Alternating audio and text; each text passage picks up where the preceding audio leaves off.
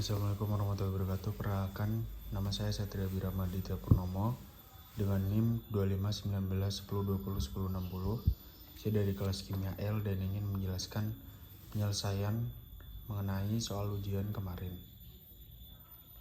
Nah, yang pertama ada jelaskan pengertian laju reaksi berdasarkan reaksi berikut dan bagaimana laju rata-ratanya. Nah, untuk reaksinya ada di sini ya. Nah, apa sih laju reaksi? Laju reaksi itu adalah perubahan konsentrasi dari reaktan atau produk per satuan waktu. Nah, secara umum, laju reaksi menggambarkan seberapa cepat reaktan diubah menjadi produk. Nah, untuk nomor 2, sebutkan dan jelaskan faktor-faktor yang mempengaruhi laju reaksi. Yang pertama itu ada konsentrasi. Untuk semakin tinggi konsentrasi reaktan, maka semakin banyak partikel reaktan yang tersedia dalam volume tertentu. Yang kedua ada luas permukaan.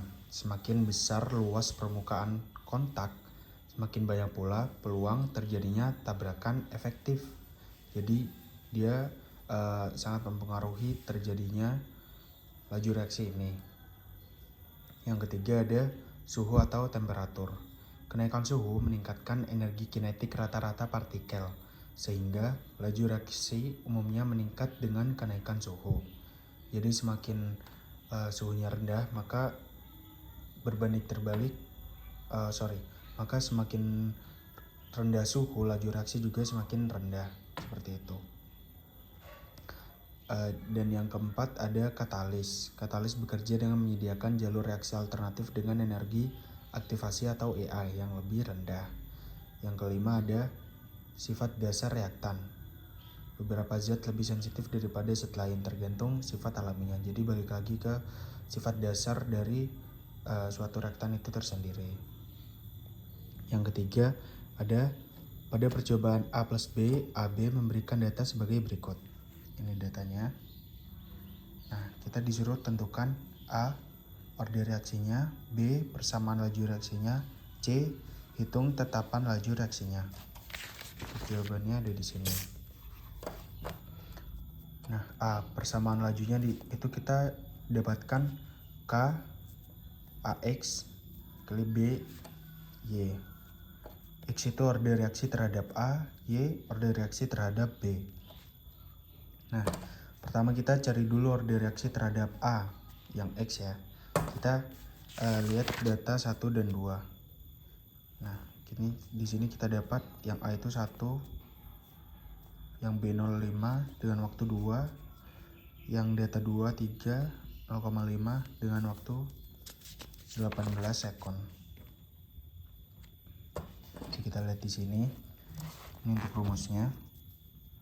Kita masukkan konsep tadi, didapat 18 bagi 2 itu 9.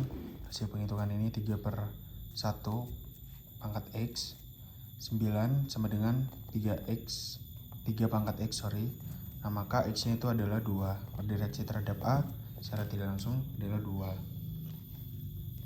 Kita hitung orde reaksi terhadap B, yaitu Y, dengan menggunakan data 1 dan 3. Kita lihat di sini. Nah, data 1 dan 3 itu didapat 1, 1, 0,5 dan waktunya 2. Yang A untuk 3 itu 1, B 2, dan untuk waktunya 32 sekon. Nah, orde reaksi terhadap B ini. Kita dapat waktunya 32/2. Betul ya?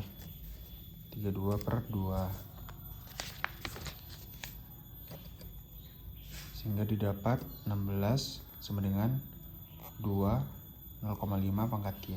16 sama dengan 4 pangkat Y. Maka Y sama dengan 2. 4 dikali 4 sama dengan 16. Maka orde reaksi terhadap B adalah 2. Nah, tentukan persamaan laju reaksinya. Nah, karena sudah didapat laju reaksinya itu X2 dan Y2, maka kita tinggal masukkan V sama dengan K A pangkat 2 dan B pangkat 2, seperti itu. Nah, untuk yang C, hitung tetapan laju reaksinya. Data 1 sebagai contoh untuk mencari nilai K, kita gunakan data 1.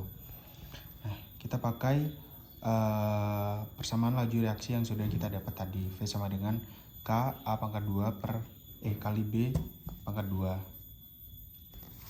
Nah, untuk waktunya yang data 1 itu 2 sekon. Maka kita pakai waktu yang data 1, 2 meter per sekon sama dengan K kali A data 1 dikali B data 1. 2 sama dengan K 1 kali 0,25. K sama dengan 2 per 0,25 sama dengan 8. Itu tetapan laju reaksinya.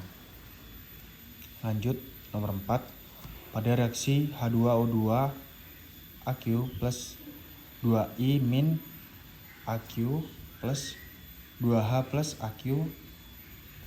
Jadi 2H2O 2H2O I plus I2AQ.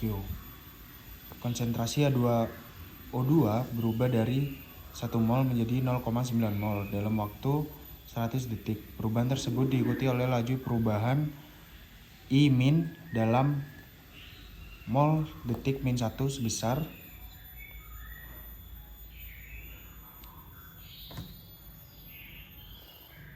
Nah, yang pertama itu kita perlu hitung laju rata-rata hilangnya H2O2. Laju H2O2 sama dengan min delta H2O2 per delta T. Delta H2O2 sama dengan 0,95 seperti yang udah kita pakai tadi. Min 1 0,5 sama dengan 0,05 M. Delta T sama dengan 100 detik. Nah, laju H2O2 nya itu sama dengan negatif 0 M per 100 detik sama dengan kita dapetin waktunya itu 0,005 M per detik. Nah, selanjutnya kita gunakan perbandingan stokiometri. Karena menurut stokiometri koefisien 1 min 2 itu adalah 2 kali lipat dari koefisien H2O2. Ini berarti 1 min itu dikonsumsi 2 kali lebih cepat daripada H2O2. Maka kita dapat V sama dengan 1 per 1 delta H2O2 per delta T sama dengan 1 per 2 delta I min per delta T. Nah, laju I min sama dengan negatif delta I min per delta T. Nah, 1 per 1 laju H2O2 sama dengan setengah kali laju I min. Nah, laju I min sama dengan 2 kali laju H2O seperti yang saya sebutkan tadi. Nah, laju I min sama dengan 2 kali ini H2O2 nya kita dapat tadi 0,005 M per detik. Nah, akhirnya didapat laju I min sama dengan 0,001 M per detik. Mungkin cukup segitu saja. Terima kasih. Wassalamualaikum warahmatullahi wabarakatuh.